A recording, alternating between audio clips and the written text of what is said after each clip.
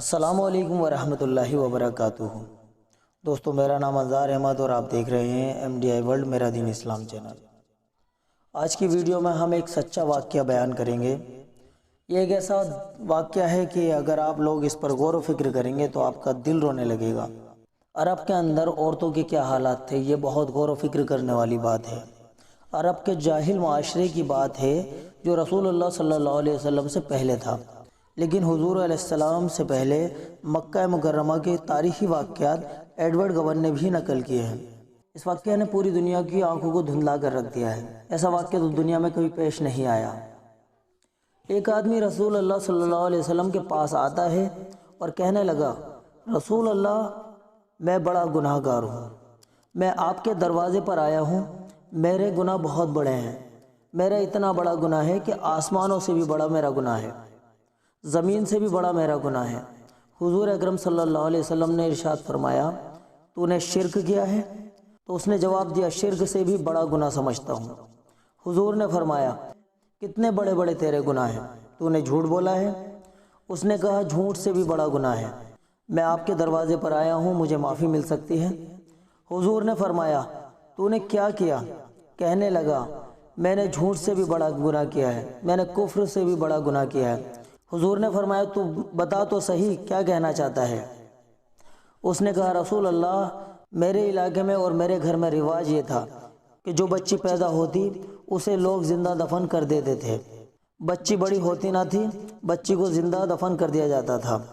عرب کا سردار ابو جہل تھا، جس کے گھر میں بچی کا پتہ چل جاتا جا کر اس کے گھر میں بچی کا قتل کر دیتا تھا اور کہتا تھا کہ کسی کے گھر میں داماد نہ آئے، کسی کے گھر میں لڑکی کو لینے والا کوئی نہ آئے۔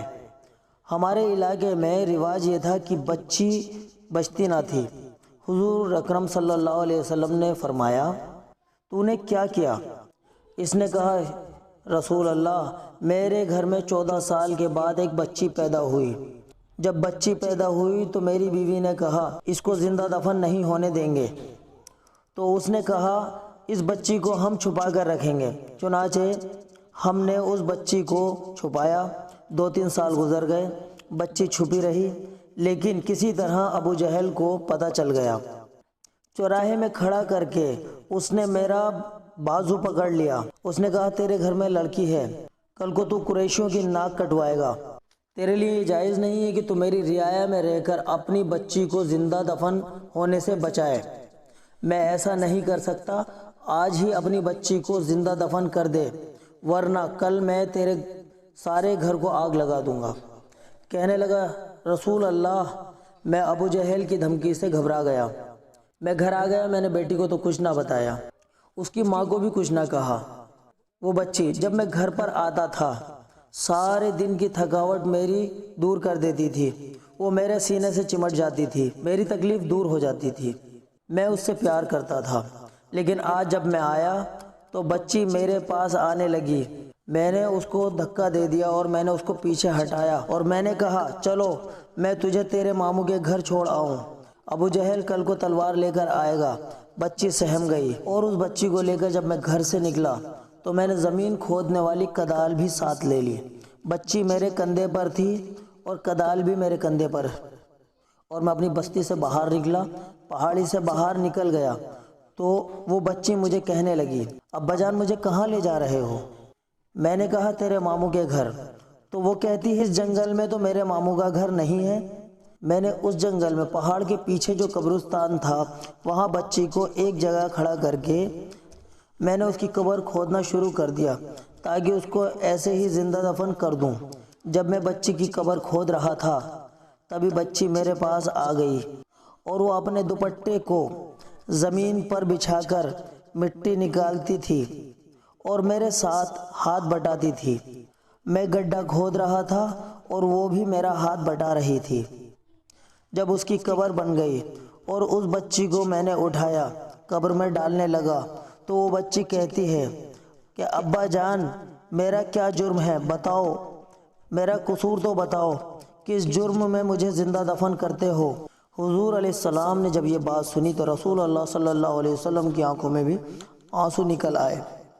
نبی کی آنکھوں سے جو آنسو نکلے یہ رحمت کی وجہ سے تھے۔ سارے جہان کے لیے میرا رسول رحمت تھا۔ حضور صلی اللہ علیہ وسلم رو پڑے، سارے صحابہ رو پڑے۔ کہنے لگا یا رسول اللہ مجھے ترس نہ آیا، میں نے بچی کو اٹھا کر جب قبر میں ڈالنا چاہا تو بچی کہتی ہے ابا جان میرا قصور نہیں، میرا کوئی جرم نہیں، مجھے چھوڑ دے، میں ساری زندگی تیرے گھر نہیں آؤں گی، میں عرب کے جنگل کے اندر پھر کر وقت گزار دوں گی، میں تیرے گھر نہیں آؤں گی، تجھے مجھ سے نفرت ہو گئی ہے تو بتا دے، اگر تجھے مجھے اسی طرح دفن کرنا تھا تو مجھے اپنے گھر بتا دیتا، میں اپنی ماں کو آخری سلام تو کر کے آ جاتی۔ جب یہ بات کہی تو رسول اللہ رو پڑے۔ میرے بھائیوں، صحابہ کی چیخیں نکل گئیں۔ حضور علیہ السلام کے سامنے کہنے لگا میں نے بچی کو قبر میں ڈال دیا اور اس کے سینے پر ریت کا تودہ ڈال دیا۔ جب ریت کا تودہ سینے پر ڈالا تو بچی رو کر کہنے لگی ابا جان آخری بات کہتی ہوں کہ مجھے چھوڑ دے، میں ساری زندگی تیرا چہرہ نہیں دیکھتی، تیرے گھر نہیں آتی۔ اس کے بعد اس نے کہا میں نے بچی کی کسی آہ کو نہ سنا، اس کے سینے پر میں مٹی ڈالتا گیا اور اس کو قبر میں زندہ دفن کر دیا اور اس کے اوپر مٹی ڈال کر اس کی قبر بنا دی۔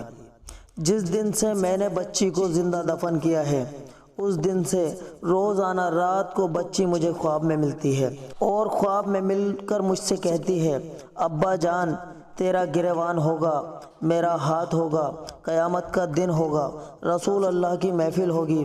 اس کے بعد کہنے لگا میرے پاؤں میں لرزہ طاری ہو گیا، 40 دن گزر گئے، مجھے نیند نہیں آئی۔ اللہ کے رسول میں آپ کے دروازے پر اس لیے آیا ہوں کہ آسمانوں سے بڑا گناہ ہے، اس کے لیے بھی معافی ہو سکتی ہے؟ حضور صلی اللہ علیہ وسلم نے ارشاد فرمایا